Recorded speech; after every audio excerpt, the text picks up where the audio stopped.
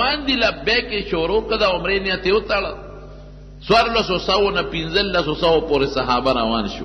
شپږم د ذیقعدې د رکوټ اختر د میاشتې نه پس چې موږ د میانې میاشت ورته وایو، د ذیقعدې لومبې تاریخ و چې د مدینې شریفې نه وتل او د ګل ورځ ده.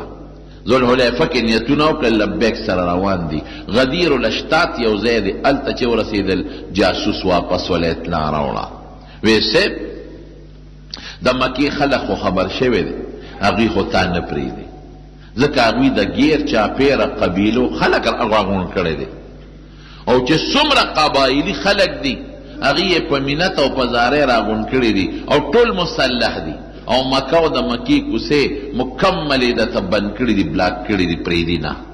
او دی فیصله کړې ده چې موږ نبی علیه السلام او د هغه ملګري صحابه مسلمانان بیت الله ته او مکې ته بلکل نه پرېږدو، ټولې لارې سیل دي، بس بند دي. که ته ورځې جنگ د سره کوي پرېږدي نه. ښه مضبوطه فیصله یې کړې ده. نبی کریم صلی الله علیه وسلم بې ځای چې ځو الله دې پکې خیر واچي. موږ د جنگ په نیت نه ځو، موږ د الله د رضا او بیت الله د کور د عظمت په خاطر ځو، او موږ طواف او عمره کوو، جنگ نه کوو. که موږ چا پرېښودو او موږ د بیت الله طواف وکړو خو ډېره ښه ده، او که چا منې کولو هغه وخت سره به بیا فیصله کوو.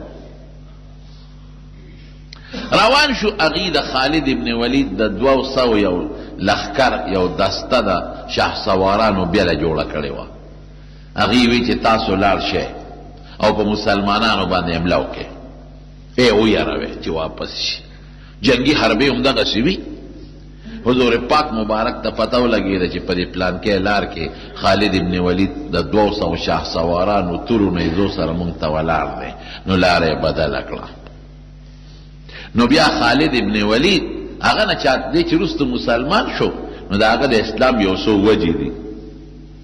هغه وی یو وجه مې د اسلام دا وه چې ما یو ځای کې د غر شاته پوره انتظام کړی چې مسلمانان به په دې لاره ځي، او مونږ خو د اخسونو لښکر یو، پیاده او د اس مقابله خو نه کېږي، نو مونږ به پې ناګهاني حمله وکړو، دوی به دل ول به کړو.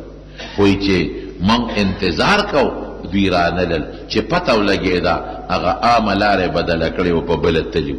یاره ویړه کې مې دا رالل چې دا د خدای جوړ رښتونی پیغمبر دی. دته څه پته ولګېده، معلومیږي دا چې خدای خبر کړی دی. وی بل ځای کې مو ورته انتظام وکړو، او ما ته پته وه چې د مازدیګر مونځ د مسلمانان ډېر لوی اهمیت ورکوي، دا نه پرېږدي. نو ما دا فیصله وکړه چې دوی به د مازدیګر په مانځو درېږي او مونږ به پرې د شان حمله وکړو. وی چې مونږ یو ځای کې د انتظام وکړو، نو حضور پاک صلات خوف ورته وي حقه مونځ وکړو، هغې کې نیم ځان پسې ودرې، نیم دشمن ته مخامخ ودرئ.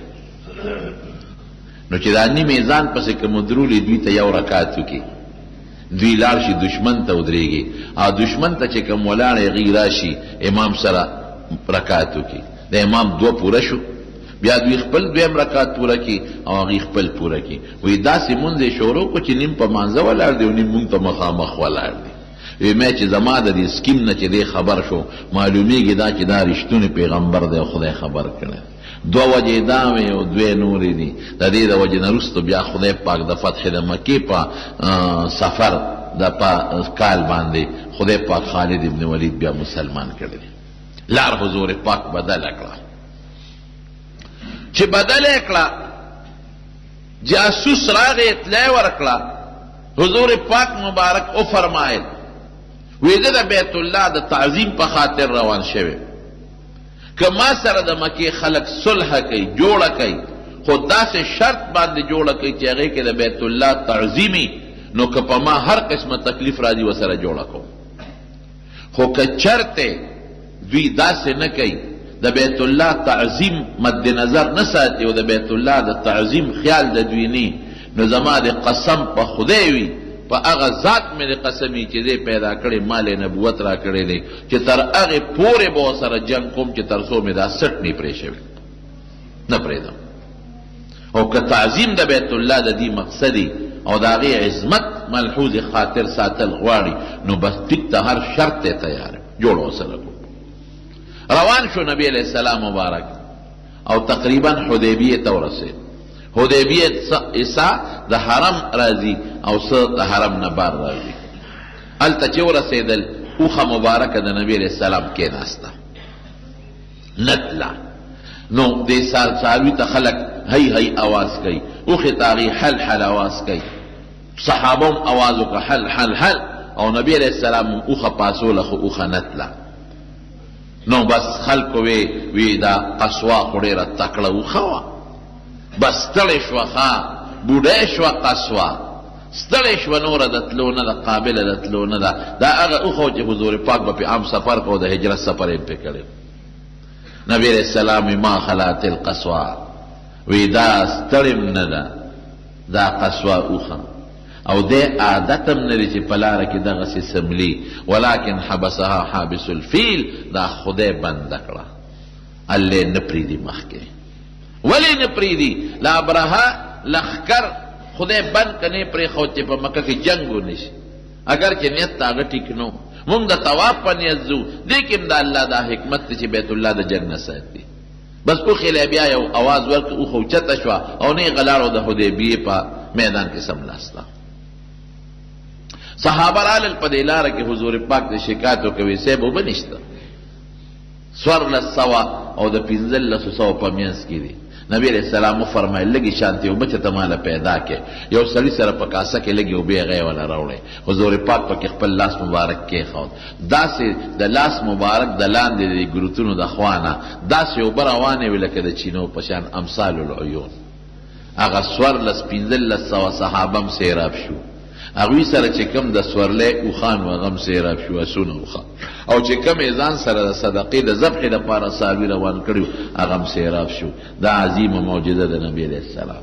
نو طالبانو ته مې وی مې د هغې قوم نه خوش قسمته قوم کم دی چې د حضور پاک د معجزې و بیس کلی دی، چې د حضور پاک د لاس مبارک د معجزې و بیس کلی دی، د هغې نه خوش قسمته قوم بل نشته دی.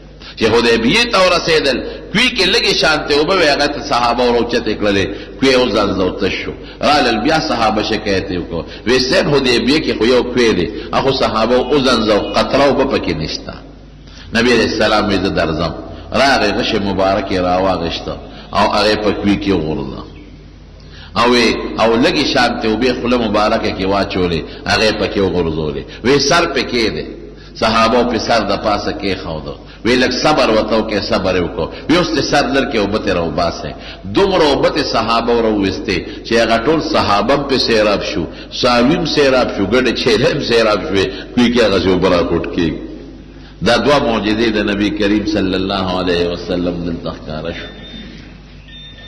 حدیبیې ته چې ورسېدل، نبي کریم صلی الله علیه وسلم یو صحابي ولېږه، وی ته داسې وکړه چې لاړ شه حضرت خراش ابن امیہ رضی اللہ عنہ، وی ته مکې ته لاړ شه او د مکې خلکو ته زما یو پیغام ورسوه. د الله رسوله څه ورته وویل؟ ورته ووایه چې دقسې نبي علیه السلام راغلی دی، د جنګ په نیت نه دی راغلی، د الله کور دی، د ټولو خلکو شریک دی، د خدای کور بیا د چانی خاص. اوس هم دا بعضې خلک جومات ته ځمکه وقف کي، بیا وی دا زما ده او دا زما ده، نه چې جومات ته ځمکه وقف ده خدای شو، هغه د چا نه ده، بیا هر سړی پکې منځ کولی شي، دې کې داسې خبره نه. نو د بیت الله د خدای کور دی، دا د هر چا دی. ورته ووایه چې ما پرېږدی زه عمره کوم واپس سم، او دا پیغام ورته زما ورسوه چې که ما سره جوړه کوې نو جوړه راسه وکړې، جنګ تاسو هم ستړی کړی او زه هم ستړی کړم، ما سره جوړه وکړې، زه پیشه او نور عرب پیشه، که چرته نور عرب په ما زورور شو او زه ختم کړم نو ستاسو ارمان به پوره شي، او که چرته خدای زما طاقت غالب کا او نور عرب مسلمانان شو زمون غلبه پې راله، نو بیا به تاسو وګورئ که زمون مرسته کوئ او که نه کوئ، خو جوړه را سره وکړئ. تاسو هم ستړی شوئ او زه هم ستړی شوم، بس جوړه را سره وکړئ. حضرت خراش رضی الله عنه چې کله لاړ نو وته هغه کافرو ته وی د مکې مشرکانو ته وی زه راغلم او د نبی علیہ السلام یو پیغام مې راوړی درته اورو، چې کوم نوجوانانو هغې وی نه مونږ ته د هغه پیغام مه راوړه، مونږ د هغه خبرې نه اورو، بس نه پرېږدو چې کوم مشرانو بوډاګانو هغې وایي داسې کار دی چې تاسو دا خبره واورئ ګناه پکې څه ده چې څه وایي وی نه بلکل یې نه پرېږدو پرېښودل خو نشته وی خبره خو یې واورئ نو د هغه خبره وی ښه څه وایي وی هغه وایي چې ما سره جوړه وکړئ تاسو هم جنګ ستړی کړئ او زه هم ستړی کړم زه پوه شه او باقي عرب پوه شه که چېرته زه یې ختم کړم مسلماني لاړه بس د لار مات به مو رجېږي که نه ستاسو خو همدغه غرض دی او که ماله خدای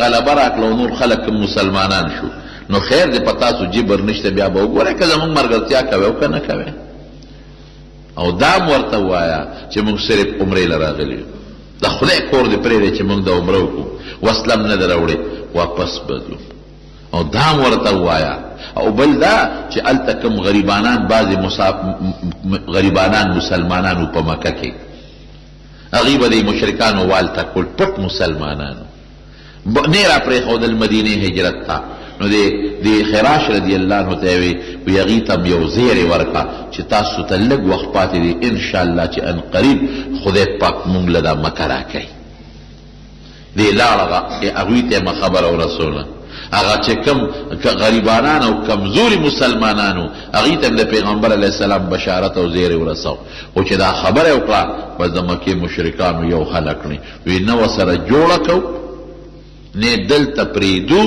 زمونږ دشمن دی قطعا یې نه پرېږدو او که راغی جنګ ورسره کوو حضرت خراش رضی الله عنه واپس راغی نبی کریم صلی الله علیه وسلم ته الو وی صاحب نه جوړه کوي نه دې پرېږدي بنو خزاعه یو قبیله و د مکې خوا کې اوسېدله و مشرکان خو د پیغمبر علیه السلام سره تعلقات و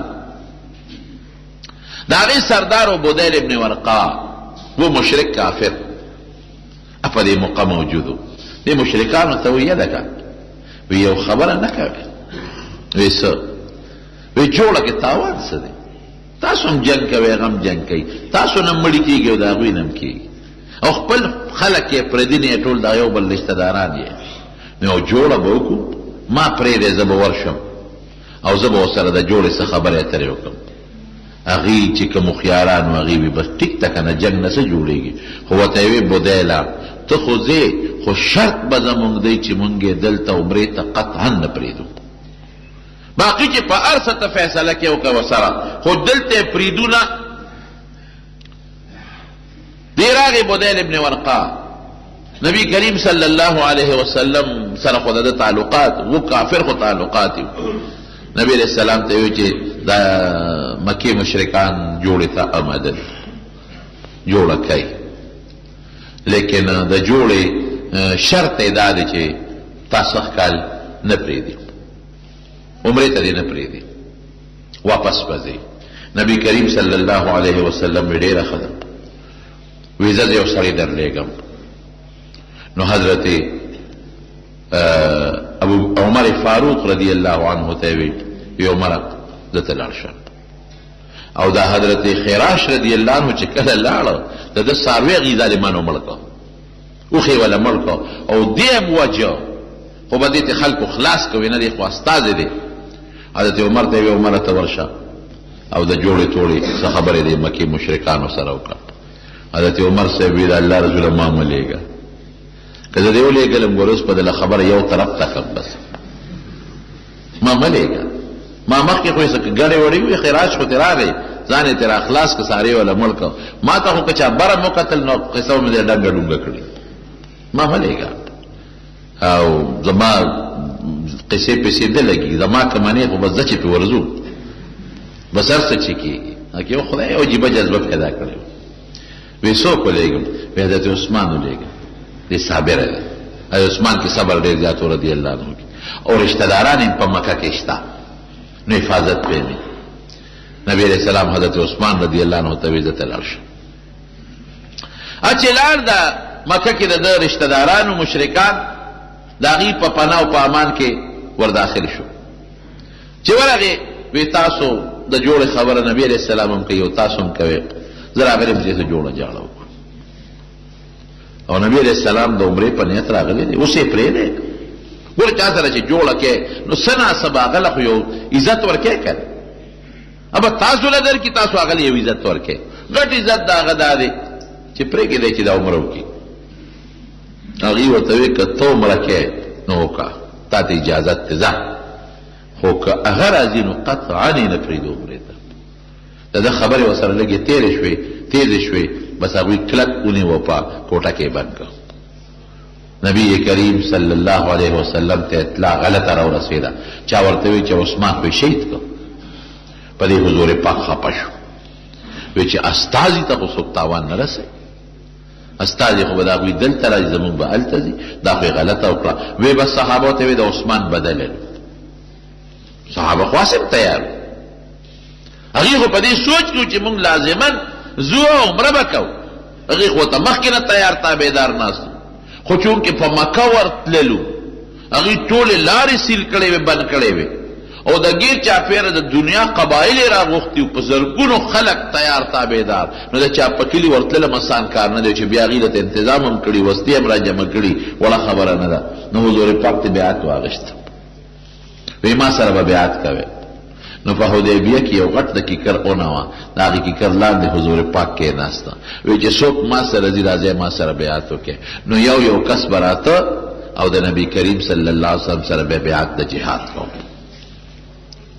بیعت به کوم دې ټولو صحابه کرامو بیعت وکړو او دا ګوره اسانه خبره نه ده تاسو خپله سوچو کې چې د بل په کلي ورځي اټول مسلحي او هغه په زرګونو وي او ته 1400 پې ورځې او بیا داسې وړه خبره نه ده د هغې ښځې دې په کاڼ ولي د هغې ماشومان دې ولي هغې به خپلو کورونو کې دفاع یې شته په غشو به ولي په لارو کوڅو کې به تاسو تتر بتر شی څه به کوئ لیکن صحابه کرامو دا بیعت وکړو اخره کې نبی کریم صلی الله علیه وسلم دا خپل لاس اوچت کړ وی عثمان پته نه لګي که جمدی وي خو ټیک تا که مړي خو صحیح که جمدی وي نو د هغه د طرف نه هم بیعت کوم نو دا خپل ښی لاس یې اوچت کوي دا د عثمان لاس او دا زما لاس وی د عثمان د طرف نه ما د جهاد بیعت وکړه دې نه څه معلومه شوه چې دا ته عثمان صحابه به وی عثمان رضی الله عنه په مونږ کې ډېر قیمتي سړی وی مونږ په خپلو لاسونو بیعت وکړو عثمان د حضور پاک په مبارک لاس بیعت کړی خپل لاس یې د عثمان لاس وګرځم او دویم دا چې د هغه په ایمان یې یقین و چې د هغه له طرف نه بیعت وکړه ته بیعت کې که نه کې خوښه دی ده د هغه په ایمان یې یقین و چې به خامخا بیعت کې او د جهاد کې به شاملېږي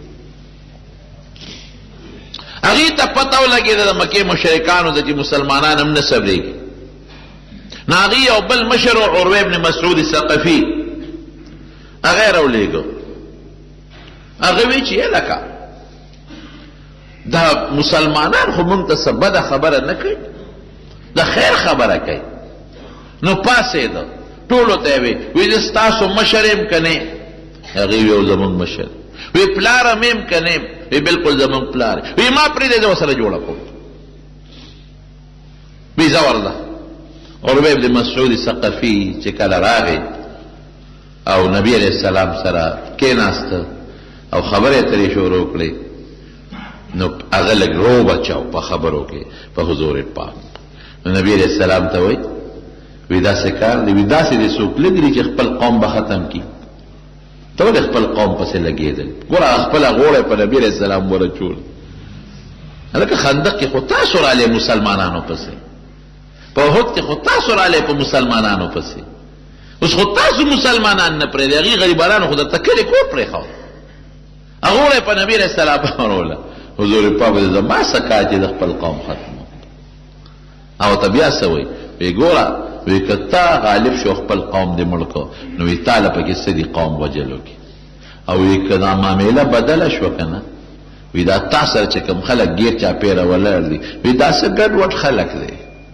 څوک د یو ځای دي او څوک د بل ځای دي وی ټول به نه وتښتي یوازې به دې پرېږدي نبی علیہ السلام ورته مسکی شو یا عروه کاکا مشرو زه خو قوم نه ختموم زه خو جنګ له نه یم راغلی دغه خبرې نه چیړو چې جنګ تاسو کوئ که زه کوم زه خو عمرې لازم پرې مې دی که نه او داسې مه وایه چې ما نه به قوم وتښتي دا د تښتېدو والا خلک نه دی حضرت ابوبکر صدیق رضی الله عنه چې دا خبره اورېده عروه ته یا عروه تا زه نه پېژنم ته څوک یې زما د قسم په خدای وي چې زمونږ وجود به ټوکړې ټوکړې شي، ټوکړې ټوکړې، خو د پیغمبر علیه السلام وجود ته به یو ازغی مو نه رسېږي. دا سره ماشومانو خبرې کوي. نو دې عروه چې دی ده به دا چلو کو، د عروه ابن مسعود ده به دا چلو کو چې ده به د پیغمبر په دې ګیره لاس راخته. لکه اوس زمونږ خلک چې زنه د خلکو نیسي لکه وي ګیره یې وله ونیوه، زنه یې وله ونیوله، د هغې به دا عادت و چې په دې ګیره او په دې لاسونو به یې ورته لاس راخ کو. نو دم دغه چل وکړو. نو د ورواره یو ورواره خپل مغیره ابن شعبه رضی الله عنه مسلمان دی، صحابي دی، هغه ټوپی هم په سر کړی ده، اوسپنې دا هیلمټ او مخ یې پټو، شاته ولاړو. چې هغه ورته وکتل نو هغه او د ده دا خبرې په مسلمانانو بدې ولګېدلې چې جنګ تاسو کوئ، مونږ پسې تاسو انخطې غوړه په مونږ راغله، او بیا د مسلمانانو خلاف داسې خبرې. نو چې هغه داسې لاس راخ کړ، د ده تورې هغه موټی راواغېسته او د دې خپل تره د دې کافر د لاس یې پرې ووه. خواته دا لاس دی، په دې پلیت لاس ته د حضور پاک ګیرې نه وړی. هغه دی نه خبرې کوه. هغه چې وکتل وی څوک یې؟ دا څوک دی؟ وی دا د ورواره دی، مغیره ابن شعبه. او بس پېښ شو چې زه خو لا وایم چې دا به ترې وتښتي، دا خو زما ورواره دی او دومره ورسره مینه ساتي چې دا زما لاس یې و. هغه له خو یې څه جواب ورکړ، ورواره یې دوکهباز او فلانکې او فلانکې الزامونه یې پرې ولګول. خبره فیصله نه شوه، دی واپس لاړ. خو چې واپس دی لاړه نو د مکې مشرکان سرداران کېنول. وی داسې کار دی چې دا جوړه کول غواړي پاره طریقه چې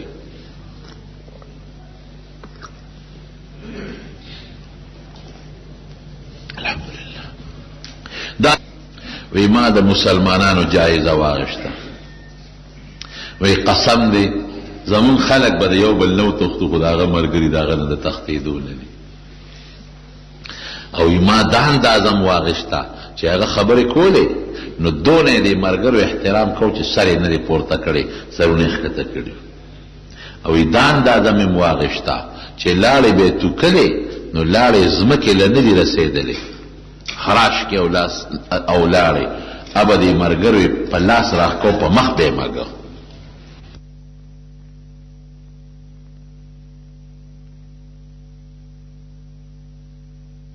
په لاسونو کې راغشتې او په ځانونو به یې مږلې. هر څه چې دي خو دې سړي سره جوړه پکار ده. بس کافر خو پوه شو چې واقعي دي، خو ځان وجني، بس ځان قربانوي. نو هغې یو بل کس ولېږه، حلیس ورته وایي، حلیس. دا د حبشې و. دوی د حبشې نه هم ځان له خلک راغوښتي، دا تور حبشیان د مدد دپاره. حلیس ته یې وایي داسې وکړه، ته لاړ شه، ته اجنبي یې، ته لاړ شه.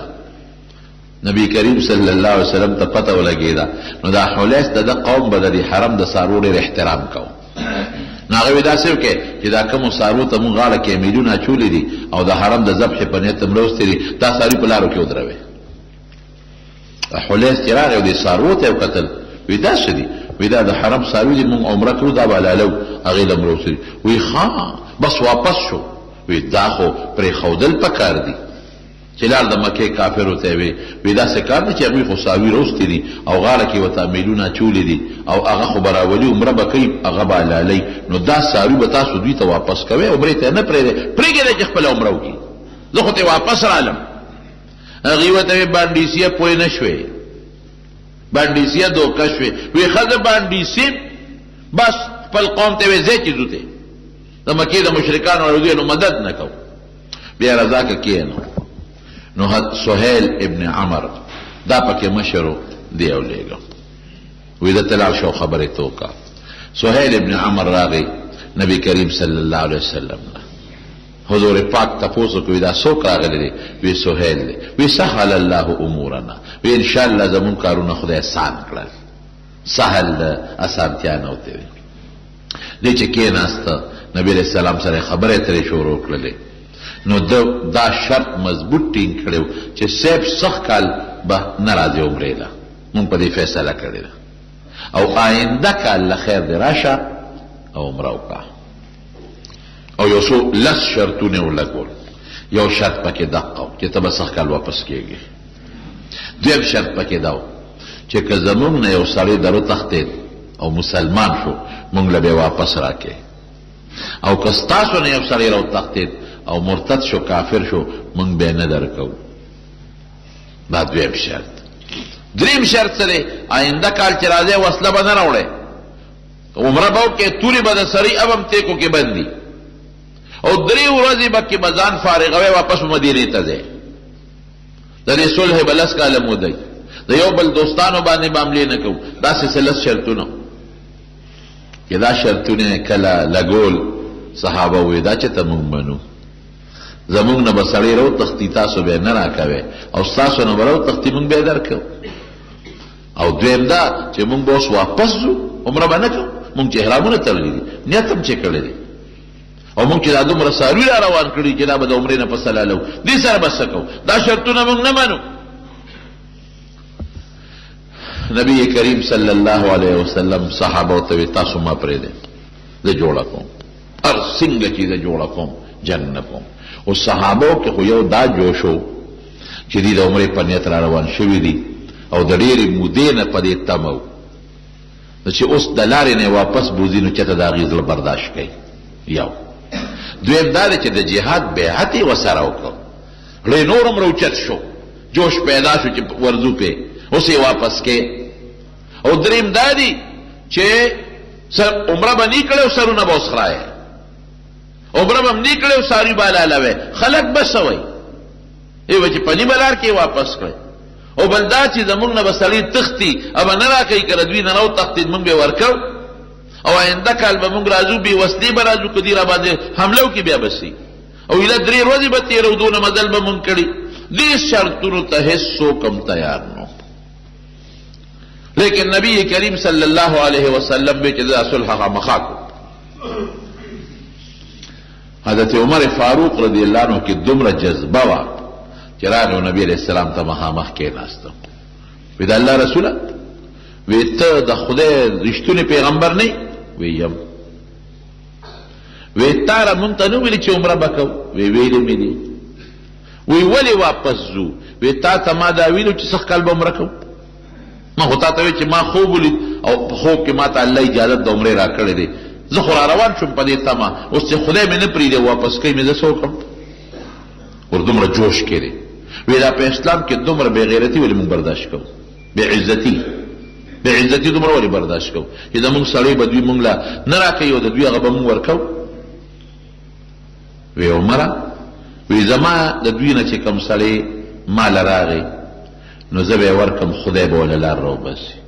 او که زمونږ نه یو سړی دوی له لاړ او مرتد شو، زه پې څه کوم؟ اډورا دی نه کې کافر دی، نه دی راکوي. وی ښه مونږ به آینده کال 3 ورځو له راځو، تورې به په تیکو کې وي او بیا به واپس به ځو. حضور پاک ورته وی عمره غلی شه، ما ته چې الله څه وایي زه د هغې تابعداري کوم، دویمه خبره ما کې نشته، بس ما ته الله داسې وایي زه داسې کوم. او پاسېد د موقع نه اخوا کېناست، وی دا خو زه نشم برداشت کولی. دا خبرې چې کېږي دې کې د دغې سهیل چې د کافرو نماینده دی، د هغې زوی ابي جندل رضی الله عنه په زنځیرونو یې تړلی او پات کړو، راغی مسلمانانو ته یې ځان له ورسو را منډه یې کړې. وی ما خو ځان له ورسو، زه خدا دې دوی دومره وهلی ما او ټکولی ما او زنځیرونه یې راته اچولي دي، ځان مې را خلاص کړ او تاسو له مې را ورسو. دا زنځیرونه ما نه اوس پرانیزې. هغه پلار خو یې د کافرو مشر دی، نماینده دی، او را پاسېد او دا سهیل دا زوی چې کوم دی ابو جندل په دې مخ یو څو څپېړې وو او کلک یې ونیو اخوا یې کړ، وی دې خواشه. نبی علیه السلام ورته دا پرېږده دا هلک، وی نه پرېږده، تا ما سره شرط اخلي چې زمونږ کوم سړی درشي نو ما ته به یې واپس کوی به، دې به تاسو نه بوځئ، ما به واپس کوی. نبی علیه السلام ورته ګوره ما خو لا لیکل نه دي کړي، خبرې جاري دي، فیصله لا پوره نه ده شوې. وی که دا زوی نه راکوی نه کوم جوړه. حضور پاک ورته وی ښه داسې وکړه چې پیسې به یې درکړم، دې ما ته پرېږده. وی نه هلک، وی ښه یو غلام به په ده په عوض کې درکړم. وی نه علم، وی ښه ته خو مشر د عربو یو لکه مونږ یو سړي ته وایي لکه ته خو پښتون یې خبره ومنه که نو ته خو یو لوی عربي یې د عربو مشر یې، نو زه درته منت کوم، درخواست درته کوم د خدای لپاره دا یو ما ته پرېږده. وی نه یې پرېږدم، دې به خامخا راکړې. نبی علیه السلام حضرت ابو جندل ته وی ښه په کېږه ما شرط ایښی دی، واپس کوم دی ورته. پاسېدو ټول 1500 صحابو ته درخواست کوي، استغاثه کوي او ټولو ته چغې وایي اے صحابو تاسو ما واپس کوئ دې کافرو ته. او لمن یې اوچته کړه وی دې ملا ته مه وګوره دې په اسلام څونه والی ما او که اوس هم ورکړم وجنې مې پرېږدي مې نه، تاسو مخکې دا دې پلار والم او په زنځیرونو یې تړلی ما، نو زما دې تاسو سره نشته، تاسو ما نشئ قبلولی. تاسو یادو ساتئ صحابه کرامو جړل خو د حضور پاک مخکې غږ نشو کولی. یو کس د 1500 صحابو نه فریاد کوي لیکن څوک ګوتې نشي وروړلی. یو کس 1500 صحابو ته استغاثه کوي چې ما قبول کې څوک یې نه قبلی. ایمان هم دغسې ایمان دی.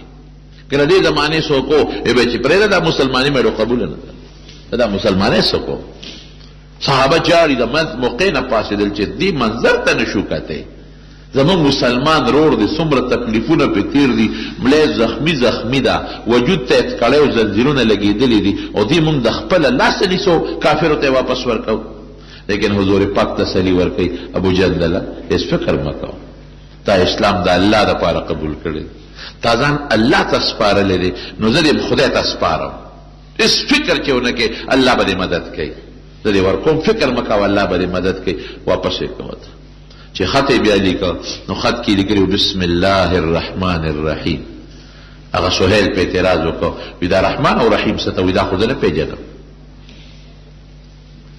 هغه زړه طریقه باندې بسم الله ولیکه، نو دی به بسمک اللهم لفظ لیکه، هغسې ولیکه، هغسې وی خدد هغسې ولیکه. نو چې لیکه هذا ما قاض علیه محمد رسول الله، دا هغه ده چې فیصله پې محمد کړی ده صلی الله علیه وسلم چې دا الله رسول. سهیل ورته وی دا رسول الله کټ که، که ته مونږ د خدای رسول منلې بیا د سره جنګ ولې کوو. داسې ولیکه چې محمد د عبدالله زوی دا رسول الله ته کټ که. حضرت علي صاحب وی چې قسم په خدای کې کټ کړم، لیکه دا کول. نبی علیہ السلام وی زما دې د الله په ذات قسم چې زه رسول الله، د الله په ذات مې قسم، اگر که تاسو مې نه منئ خو زه رسول الله. علي صاحب دا روان که، وی نه قسم په خدای که روان که. وی ښه ماله راکه. خو په خط خو نبی علیہ السلام نه پوهېده، وی ما ته وښایه، هغه ټکې ورته وښو، نو هم په خپل لاس مبارکه روان که. وی ولیکه چې محمد بن عبدالله هذا ما قاض علیه محمد بن عبدالله صلی الله علیه وسلم، چې دا هغه دی چې محمد صلی الله علیه وسلم د الله د عبدالله زوی دا لیکل وکړل. خط یې ولیکه دوه، یو یې هغوی له ورکړه، یو یې ځان سره پرېښود. او نبی علیہ السلام خو صحابه خو پریشانه دي، خفه دي. صحابه ته حکم وکړه سرونه مخرایه او څاروي دلته حلال کېدی چې ځو مدینې ته. صحابه چېرته تلل؟ صاحب راغلی د عمرې په نیت واپس به عمره به هم نه کړ. څاروي خو به عمرې نه پس حلالو، دلته یې څنګه حلال کړو؟ سرونه څنګه وخورو؟ عمره خو مونږ لا نه ده کړې. او د جهاد بیعت تې رانه واخېست، اوس مونږ ته وایي چې واپس ځو. په خولې یې غږ نه کو، یو بل سره لګیا دي، چې مې ګویې شروع دي. دومره جذبه ده په هغې کې. او بیا چې ابو جندل یې واپس کو، هغه منظر چا کتی شو. او زمونږ کس به دي به نه راکړي، دوی به راځي مونږ به ورکو. نبی علیہ السلام ډېر غمجن دی. حضرت ام سلمه رضی الله تعالی عنها ام المؤمنین دا ورسره وه. د هغې خیمې ته نبی علیہ السلام ورننوت، غمجن و. وی د الله رسول ولې خفه؟ وی ام سلمې صحابه مې خبره نه مني. زه ورته یم سرونه وخوره څاروي لال کې. وی صاحب د الله رسوله دوی اوس هم په دې تمه دي چې نبی علیہ السلام به خپل شرط مات کړي او په مکه به ورشي. خیر دی، غمجن دي، خفه کېږه ته ما راغلی د عمرې په نیت دي، اوس نیمګړی واپس ځي. د جهاد بیعت وکړه، جهاد ونه شو او شرطونه هم په ظاهر کې زمونږ خلاف دي. نو ستا څه خوښه ده واپس ځې؟ وی او وی داسې وکړه چې خپل څاروي لال کړه او خپل سر مبارک دې وخوریه، د دې تمه به ختمه شي، په خپله به عمل شروع کړي. ستا د حکم خلاف ورزي نه کوي، خو په دې تمه دي چې نبی علیہ السلام پکې په دې خپله فیصله کې نظر ثاني وکړي او دا فیصله ختمه کړي. بس نبی اسلام نهي ته اواز کړي، راشه زما سر وخوریه.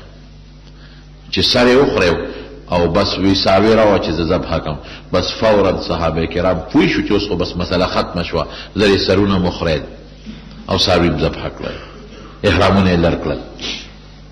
او د دې عمرې نیت یې کړی، دی به قضا کوي آینده کال.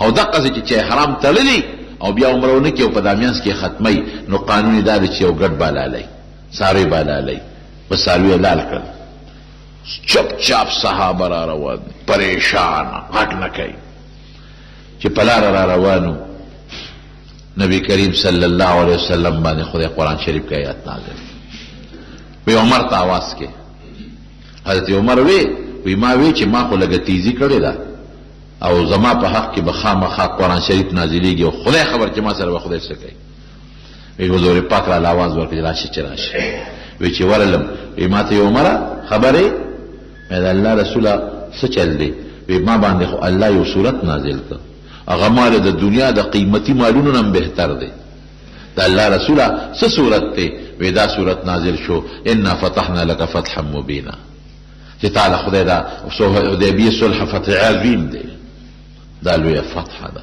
وی خدای الله رسوله فتح ده او فتح ده ته ګوره دی کې زمون کامیابی ده بیا صحابه کرام خوشاله شو او دا هغه صحابه چې د بیعت کړو دا کیکر د اون اعلان دی دا غي په حق آیت نازل شو لقد رضي الله عن المؤمنين اذ يبايعونك تحت الشجره دا اون اعلان دی چې کوم مسلمانانو در سره بیعت کړی دي دې ټول الله خوشاله دی دا الله خوشالي جنت دی اذ يبايعونك تحت فعلم ما في قلوبهم دا دې فضل الله وز خبره ما سره دی زری زما دین سره دی فانزل السکینة علیهم خپا خوریرو خو اللہ پی اطمینان نازل مطمئن اکلل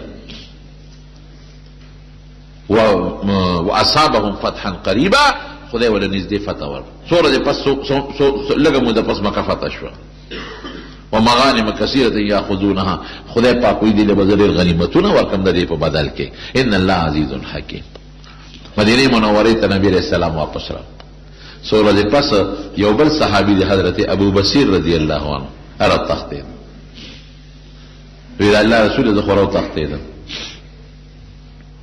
ورپسې کافر دو کسان رو لګل نبی رسول سلام ته وی چې د شرط مطابق دی را تختیدل لري زمونږ نه دی مونږ لراکا نبی رسول سلام ابو بصیر ته ابو بصیر خپکهګه مزه دی ورکو ما شرط لګول دي چاغک نشو کولی شرط وعده ورېک چې ذوالحلیفه ته راورسېدل کجورې خوړې هغې دواړو سره تورې دي دې سره غوسه نشته دی هغه یو ته ویې لکه ډېره خشته توره دې نه ده ډېره قیمتي او دا داسې قیمتي ده چې په دې ما ډېر خلک وجلی دی ډېره مزېداره ده وی ته راکړه چې لږه وګورم وی هم وګوره خو چې څنګه دله لاس له ورله بس اوچته کړه چې ټس شوم په هغې تجربه کړه پې ومردارې چې هغه بل وکتل چې ملګری خو یې راله مړ کړه بس هغه غر والی حالانکه هغه سره هم توره ده خو د مسلمان جوش ته بیا چېرته څوک ټینګېږي هغه مخکې د ابو بصیر رضی الله عنه ورپسې دی مدینې پورې منډې ووالې چې حضور پاک وکتل وی دا سړی خو یې را په مخه کړی دی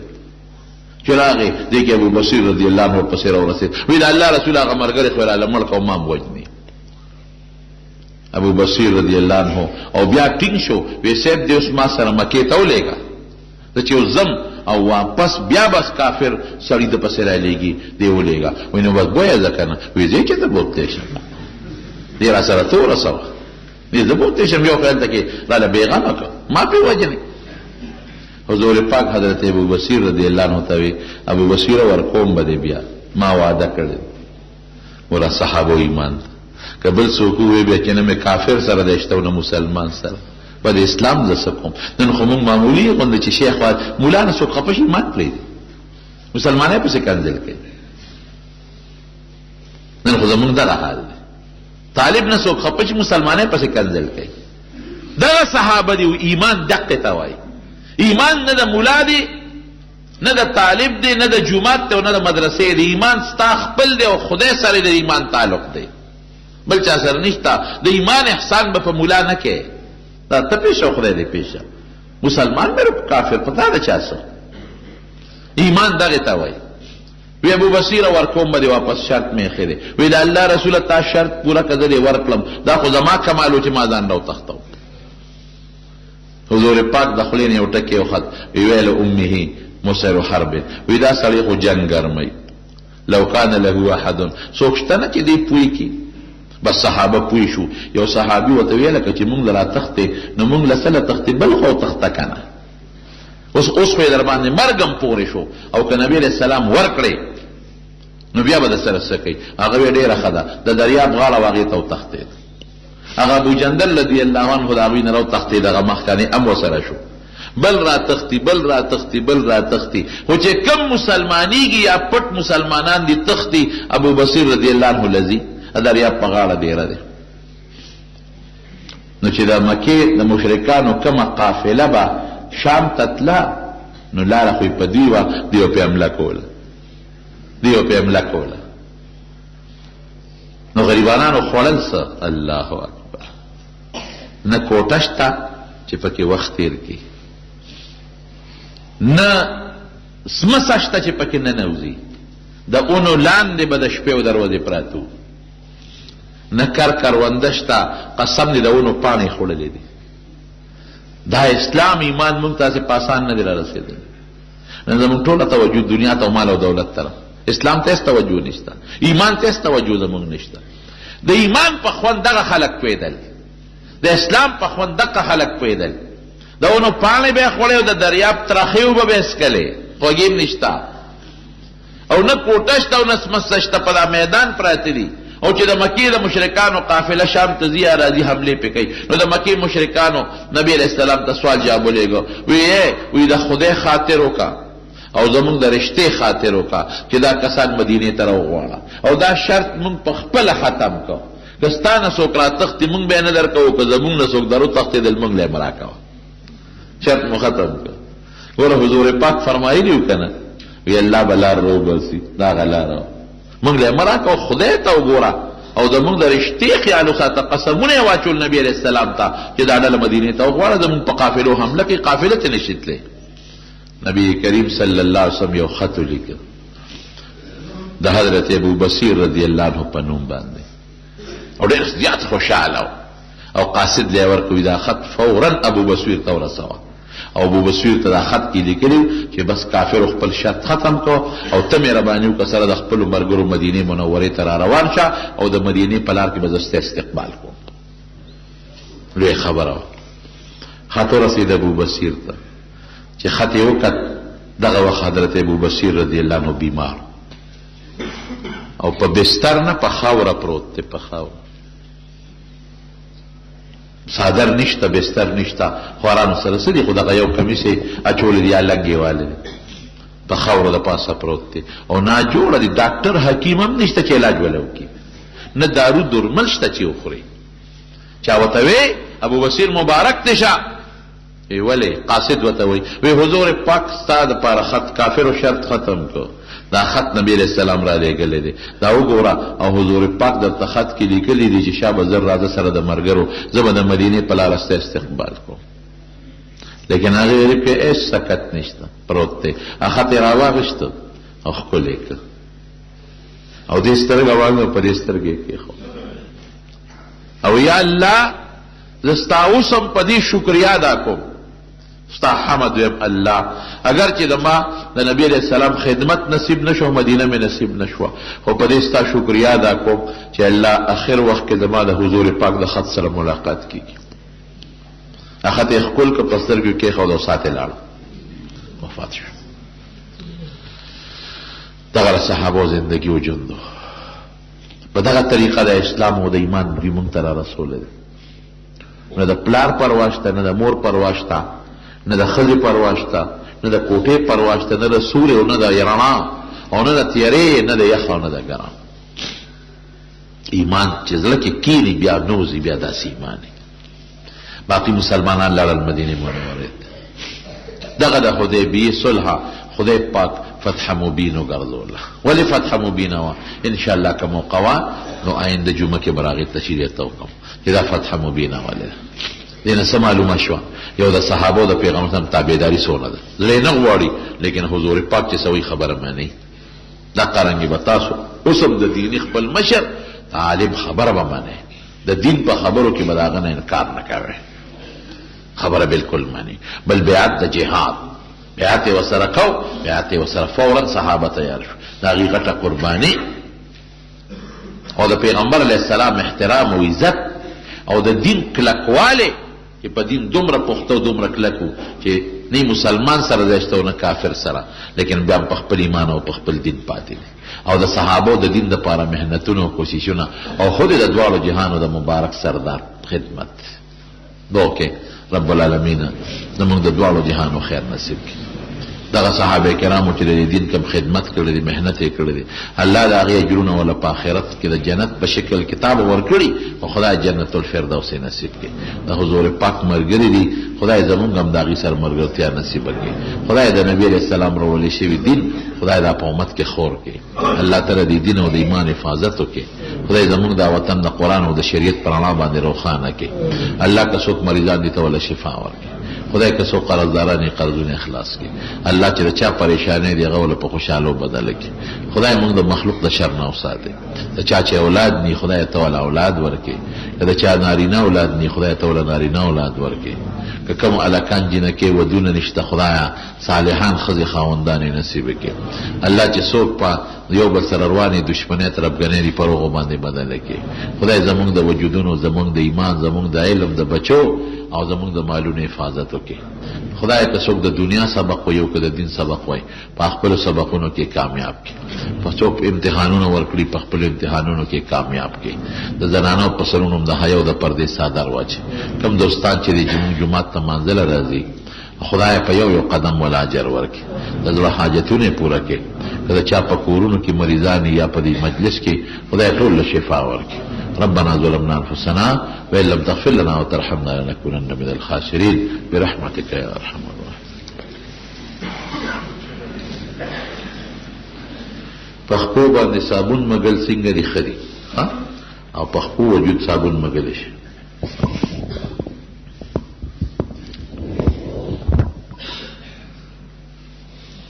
دا یو تپوس داسې دی چې د لوډ سپیکر باندې لږ مناسب نه دی. د غسل متعلق یې څه تپوس کوي، بیا د لمانځه نه پس باندې دا تپوس وکړو. د ښځو ویښته خرڅول لویه ګناه ده. ښځه که په خپل ویښته خرڅوي دا هم ګناه ده، او که څوک د ښځو د ویښتو تجارت کوي دا هم ګناه ده، جرم دی.